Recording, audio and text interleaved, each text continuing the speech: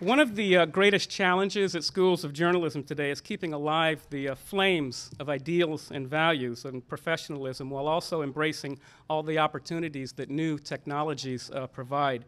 We've been fortunate at Berkeley to be widely recognized as a national leader in new media training and practice at the same time that we have the finest teachers of so-called legacy media. A central figure in our bridge to the future that we are building here is a man named Richard Cochi Hernandez. He is a distinguished former photographer for the San Jose Mercury News, an author, a brilliant videographer, and one of the finest practitioners of multimedia journalism in the country. He arrived with us at Berkeley under a Ford Foundation grant 2 years ago at about exactly the same time these students arrived. They call him Cochi for short, and know him quite simply as an excellent and extremely dedicated teacher. They have asked Cochi to be their faculty speaker today, and it's my pleasure to welcome Richard to the podium.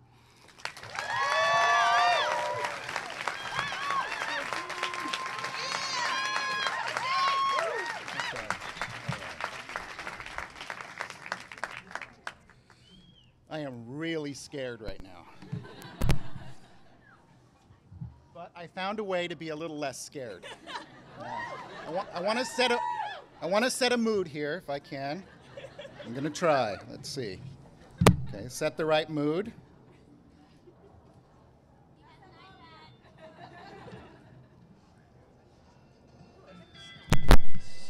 If anything is not good for you, baby. Oh, sorry, wrong mood. Barry White's a great mood, but not right now. Okay, sorry about that. I did want to use this as an excuse to have a little champagne, to be the first to congratulate them. Also,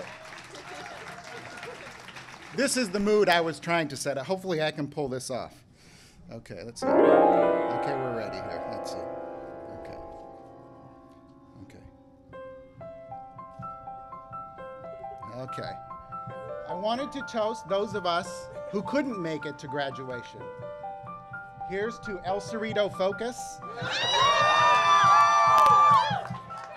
in Emeryville,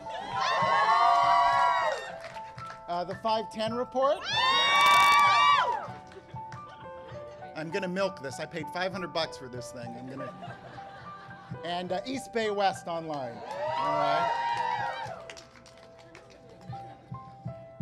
Okay. Woo! All right. So you can probably tell this is my first time doing a commencement speech.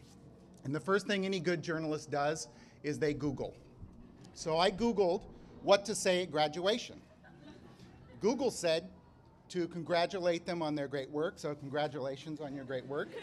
It also said to encourage them to go out and do the best work that they can. So go out and do the best work. Okay, so there we go. It's all over. Okay, now that that's done, I wanted to talk about a few minutes. This might be a good time for mood music.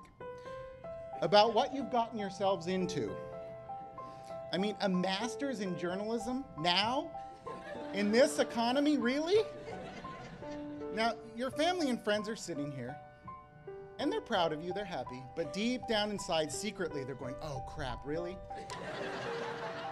And hold on. And I talked to a few of them before you got up here. They have put clean sheets on your bed. Some of them have cleaned out the basement. They're ready for you to come home, okay? Okay. So I did actually think long and hard and search my heart and mind to what to say today. And I tried to look to someone who inspired me my whole life, someone who also has a master's degree, not in journalism, but they have one nonetheless. And I thought that their words might be apropos today. Come on, don't fail me now. Yoda. You seek Yoda. Do. Or do not. There is no try. No. I thought that would be fitting, right? Nah, not really. Okay, so I kept looking. I thought, in these times, who would give the best message? So I thought of someone else. I thought of someone else who, when I was growing up, always kept their cool no matter what. Okay, his name was Mr. Arthur Fonzarelli. Most of us know him as the Fonz. Hey, there we go.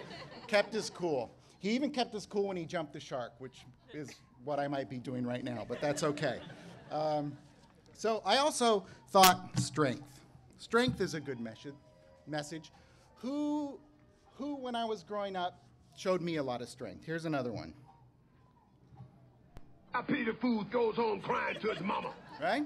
Pretty strong, Mr. T, another one of my icons. Well, he worked for a little group called the A-Team, okay? Remember this? Maybe it's just me, but I remember it. Well, the A-Team, their motto was, there is no plan B. And I thought that's pretty fitting as well. But ultimately, I fell back on probably the biggest icon of the 80s. That gentleman who, when you were deserted, out in the middle of nowhere, your car broke down, your cell phone didn't work, all you had in one hand was a piece of beef jerky and a sewing needle, could get you where you wanted to go. Just the master of invention, MacGyver, right? MacGyver. And that's the one that stuck, MacGyver. So I see you all as our little J-School MacGyvers. And we're sending you out in the world with a beef jerky in one hand and a sewing needle in another, and we're expecting you to save journalism, okay? Now, I think you can. I think you can save journalism.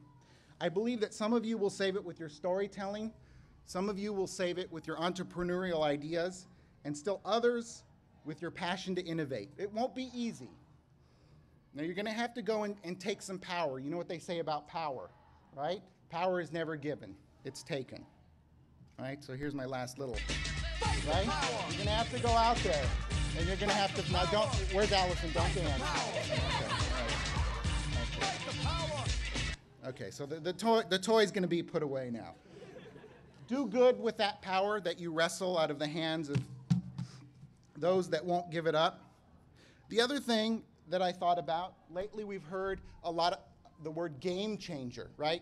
When Avatar came out, game changer. Well, I saw it, okay. You know, the iPad, game changer. You can see, you know. But I really, really, truly believe that each and every one of you sitting here really has the opportunity to change the game, to change the rules, to change journalism, to save journalism. No other class in the history of Berkeley has been as prepared as you are to do that. There's one thing I want you to remember from this moment. Wipe this word from your minds. You're no longer amateurs. You are now professionals. From the moment that you leave this courtyard today, you are a professional. You're also part of a family now. Okay, you're part of the tribe. You're part of the tribe that we call storytellers. You're also a master spinner of yarns now, right? You're masters. And the word storyteller, named by 1,000 other words, have shaped societies and the way we think of recorded history. This is your calling now, your passion, your life, your job. Okay? Now, the big question for most of you right now as you sit there is what happens next? Well, let me say one thing that I really do believe. Please savor this obscurity that you're in right now. Savor it while it lasts, because it won't last long. You will write the next great American novel. You will win the Oscar, the Emmy, the Pulitzer. Promise me, I know that. You are that good. Here's also some advice. I'm 40 and I've done a lot of stupid things, and this might go down as one of them, but I wish I had done more. Do more stupid stuff. Also, being poor and in debt sucks. Get used to it, okay? Write from the heart. And no, the word no is for wimps. Say yes to everything. Finally, the bad news. You know how tired you all are right now? You just got done hunching over the edit room, writing your papers at the computer just to get to this moment. Well, that doesn't end. You've got to do the work. All we have to do is look at some of the faculty members here. It's a shame Lydia's not here. I'm sure she's in the Mission painting some graffiti for Mission Local. But that woman is a firecracker. She continues to do the work. And Gorney, also another one not here. Even when she's not here, you can't escape her. I can't pick up an article on Sunday and not see her name in it. Or Paulin, or Else, or Neil, or anyone. All you have to do is look to Grabs. You guys want to know why he's so crabby and smokes all the time? Because he's putting the hours in. He's doing the work, okay? It never, ever, ever stops. I wanted to talk about your classmates for a minute. You probably have some good friends and some people you probably hope to never see again. But while you were in the program here, From day one, we put you together. We made you work as a team. And you fought, you got along. Well, that also doesn't change, okay? No one wins a Pulitzer or an Oscar by herself. You need each other. Remember that. I like to think there is no I in journalism, okay? It's a team sport, okay? It's a team sport. Don't forget that. So if by next weekend you aren't proofreading copy, working on someone's documentary, doing something to continue your professionalism, then you're doing something wrong. I also promise you that the most successful person behind me here will be the person who worked the hardest for other people. Okay? I hope that if you don't remember a single thing that I say today, that you remember at least this, that I believe your stories are like your life. It doesn't matter how long they are, but how good they are that really matters. And I'd like to leave you with a little story of my own, although it's not my own. But after watching a documentary called Man on Wire, really wonderful documentary, I was really fascinated by the art of tightrope walking. And I did a little research on the internet, and I found out about this great guy in 1859 called the Great Blondin. And he tightrope walked across Niagara Falls. And he got so good at doing it, he did it blindfolded, he did it on a bike, he did it carrying a stove, he did it any which way you could imagine. And he had a group of about 800 people there, and he was going to perform his next feat. And he asked everybody in the crowd, do you think that I can do it? Do you think that I can cross with this wheelbarrow? He was going to cross with a wheelbarrow. They all said yes. He said, are you certain? They said yes. And he looked at one man and he said, are you absolutely certain that I can do this? He said, absolutely, I'm certain you can do it. He said, then get in the wheelbarrow. Okay? And I firmly believe